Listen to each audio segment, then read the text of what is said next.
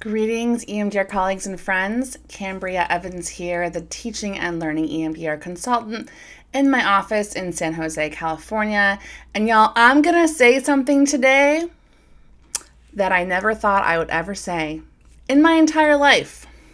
But I have to say it because I'm seeing something all over Instagram, all over Facebook, and it's pissing me off. And maybe you've been seeing it too. But I want to talk about it.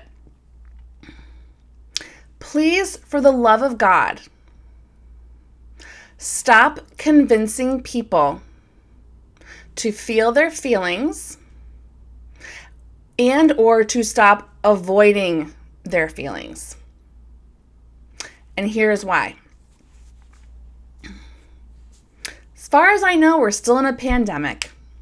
And as far as I know, we're all in a chronic trauma identity. And as far as I know, we're all still functioning and surviving. This is still happening. It's been happening for a long time. I started to get this sense last night. I was scrolling through Instagram, and y'all know I follow a lot of you, and I follow EMDR groups, and some EMDR group was feel your feelings, sit with your feelings. And I was reading this and I thought to myself, why are we telling people in active trauma over a long period of time, why are we messaging to them to feel their feelings? And that just sat in a strange place with me. And I was curious about it. And I thought maybe this is just recycled Instagram content. Maybe they didn't mean to post this during a pandemic, right? And then I saw an article, I don't know if it was in the New York Times opinion or whatever, about a Stanford psychiatrist who just published her book about how everyone that plays video games is on a rush or a hunt for dopamine. And I thought, well, yeah.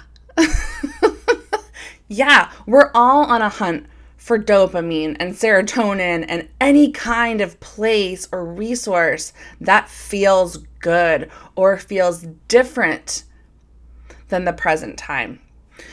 Now, if you're an EMDR therapist, you already know that we do not want to overwhelm our clients with their trauma.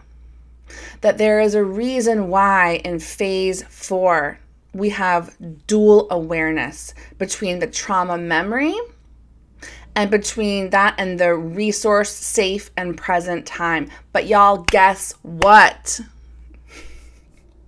The present time is not as resourced and safe, right, as it was when Francine made this protocol. The present time is hard. And just because things start to look different or we're used to it or maybe a mask mandate shifts or whatever, we're still in trauma.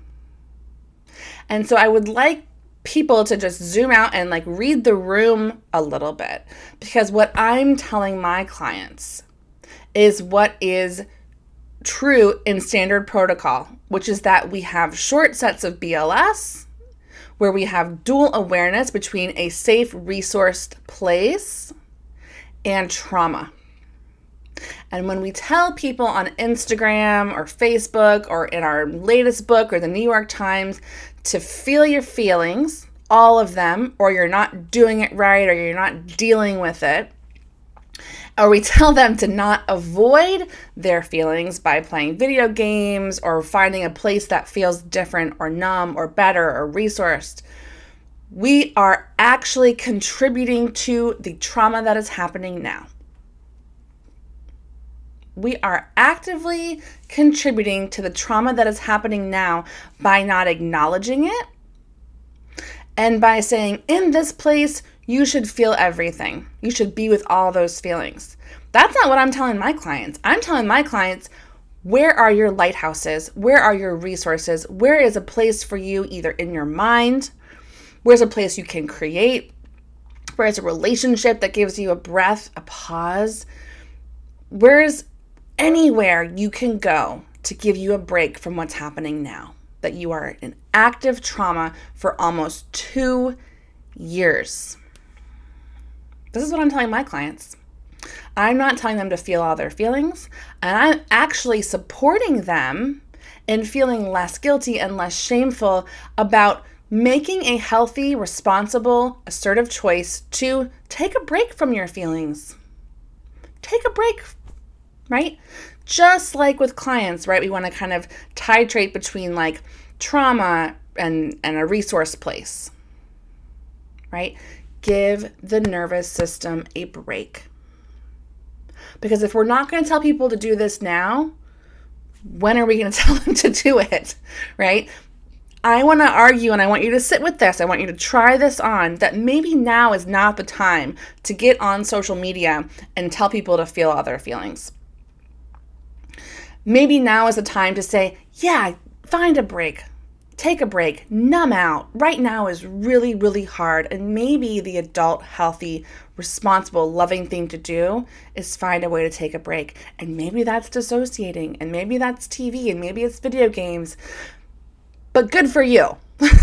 Good for you that you know that you have a choice now, that you don't have to be fire-hosed with trauma all the time, every day, and then feel all the feelings that go with it.